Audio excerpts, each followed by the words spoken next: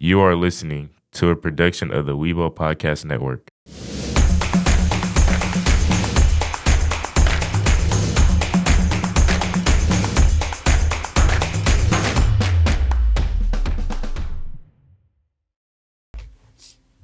Hello, welcome to episode 19 of Tiger Sportspage. I'm your host, Angelina Lopez. Tiger Sportspage is a weekly podcast and YouTube program dedicated to all things Lancaster ISD sports. Lancaster ISD, for those who don't know the geography, is in the Dallas/Fort Worth Metroplex in North Texas, just south of Dallas. Lancaster High School, most of what we cover in this podcast, is a member of the Texas University Interscholastic League and plays at the 6A Division, which is the division with the largest schools, with the biggest populations. We cover all of that. Now, on today's program, we're joined today by our head soccer coaches, Christie Courtney and Fortune Kakou. Hello, coaches. How are y'all? Hello. I'm good. How are you? Good.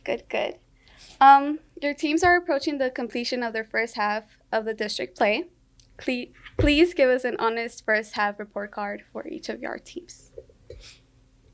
The first half was rough, but we are seeing a slow turnaround. So I think second half will be good. I think I'm going to echo Coach's sentiment. It's been rough, but I can sense some enthusiasm among the kids. And I think we're going to use it as a springboard for the second half of the season. Could y'all go a little bit deeper into how it has been hard? So it's taken a little bit of time for our team to have cohesion and work together. For a while, it was very individual players all on the field. And so that made it very difficult. Okay. And from the boys' side, I believe playing in Division 6 makes a big difference. It's in terms of standards and level of competition. So I want to use this first year as a failure just to kind of gauge how far or how close we are to the competition, and we can tailor the program in order to kind of close the gap in terms of talent level. Okay. Starting this season, I'm sure you both came in with some expectations for your staff, your team. What are those, and would you say you're meeting those expectations so far? I think my expectation was for everyone to give 100%. And I think we are finally reaching that as well, where each student or each athlete feels comfortable with giving everything they have. I think in terms of on the pitch expectation, I will just probably grade myself as a F. I'm a tough grader. And, but in terms of enthusiasm, the will to compete, I think we are a C. I think we can do better. There's a room for improvement, So my ultimate goal is just to make sure at both end of the spectrum, we can be able to compete at a high level, but also have a result to show for. What are some challenges that you faced during the play so far, and how have these challenges affected your team? Please give some examples. Injuries. We didn't have our striker last night, and I think that affects the team all the time when we're missing major players. I think that's our biggest. I'm gonna coaching injuries. This is something that we can control, but also grades. It's another part of the issue, and I'm gonna say probably something that's not gonna be too PC for the school. I wish we can have a little more staffing, in terms of coaching. That would help a lot, but it is what it is, we have to have a means in order for us to hire some more coaches. But I wish if this podcast, falls in the right ears, they can understand that we need a little more funding to just help this program. Because if we want to build a great program, we also need the people that will move this program forward. And having one or two coaches for 60 especially for boys, 60 kids, it's a lot. It's a lot. And I wish I can have an extra person so we can kind of split the roles and kind of make it in small chunks where we can see some improvement rather than having a large group and everything get lost in the details, so to speak. Soccer is a highly skilled, physically demanding sport requiring a significant time commitment. Why do you think so many people continue to play this sport for so long? Because it's fun. I mean, you get to get your aggression out. You get to get your worries out. You get to leave everything you have on that field, good, bad, in between. I think plus the fun that you get from playing the game, it's the most popular game in the world. I mean, I don't want to be regional. I know in America the most popular sport is football. But in the rest of the world, it's especially soccer. here in Texas. Yeah. So if you want to be able to play anywhere in the world, probably soccer will be your first sport because you can go to Afghanistan, they play soccer. You can go to Congo, they play soccer. Anywhere in, any part of the world, people play soccer. So it's the most popular sport. And guess what? The World Cup is coming next year, and we'll have a game here in Texas. Dallas. So, what are the ways to? I guess showcase that sport, that's growing sport, especially here in America. It's already worldwide, it's very popular, but here it's still growing. And so having this kid get involved and us coach try to, get the program starting at a lower level. So by the time the kid get to high school, at least they have been exposed to this sport. So we don't think it's just only football or track or basketball. We do more than that at Lancaster, and we want this school to be a little more diverse and also give option to people so they don't get pigeonholed in 2 or 3 sports. As coaches, you both play a huge role in your athletes' lives. How do you both connect with your athletes as well as shape them to become a better version of themselves as athletes and as persons?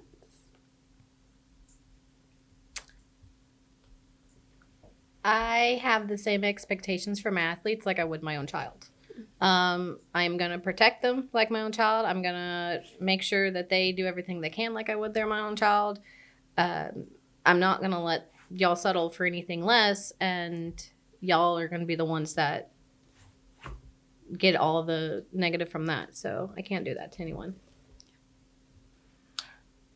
I believe sport always foster competition, which is something that you're going to need in every facet of life. If you want to grow in your career, whether you're not an athlete or what, you have to work hard. You have to be dedicated. You have to do what it takes, I won't say by all means, because that can also go into some other, facet of life. But at least you want to do honestly, and you want to bring all you can, and just have some values. And so I use the sport as a teaching tools for them to make sure anything that you would do that will make your parent uncomfortable or embarrass them, you don't want to do it. Anything that you need to do in order to get better. To be a better competitor, you have, whether you need to train it. 24/7, you will have to do that because you will also need, these value in your life, even if you're not an athlete. So I like, in essence, soccer, it's a microscope of life. Microcosm of life. Is that right? Am I saying that right? Yep, microcosm of life. So the same value that you need in life in order to be successful, you're probably going to need on the pitch also in order to be, effective on the field. Talking about the impact you both have as coaches, what would be the reason you each decided to become a coach? Outside of love of the sport, I love getting to see kids grow and have that little light bulb moment where everything starts to click and all the hard work turns into a lot of fun. I think the same motivation that made me become a teacher, it's the same motivation that's behind being a coach. At the end of the day, coach and teachers is interchangeable. You want to affect the life of these kids. You want them to grow into, I would say, great citizen. You want them to have value. You want them to have respect for each other. You want them to have sportsmanship. You lose with dignity, you win with dignity, and you're gonna need this in life. You want people to give you respect, you gotta give you that respect back. So those are kind of things that you're gonna need in your life. So I use this tool, this soccer tool. It's fun, but at the end of the day, it's something that will help them define their own personality, and I don't want to take that away from them. I want to give this kid everything they need in life in order for them to become valuable citizens. That's great. That's great. During a game, there's many factors that go into the outcome of it, including the formation. Which would you say is your favorite formation? 4-4-2, without a doubt. 4 defense, 4 mid, and 2 forwards. I have created a very strong middle of the road where they all are really working together, and it helps cover the field a lot more than any of the others I've tried. So that's mine. I would say my default formation is 4-4-2, but I don't know. I hope you guys, young folks here, I don't know if you guys know Mike Tyson. He's a famous boxer. He said everybody has a plan until you get hit in the face. So you can have your formation, but as a coach, you got to be reactive, because if that formation is not working, you got to be able to coach on the go.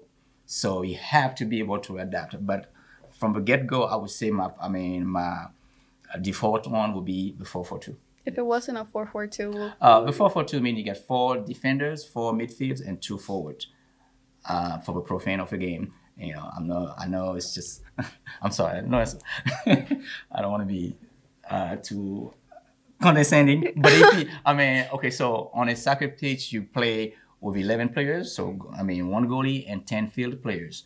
And based on the strength of your team, you can create some formation. So typically, if you're not counting the goalie, you have 10 field players. So the 4-4-2 would mean you got 2 left and right back, which is the player that's on the flank. Just to give an analogy to football, they look like the DBs, and you got 2 center defenders. They'll probably look like I'm talking football, maybe your linebacker, linebacker and safety, so they're in the center.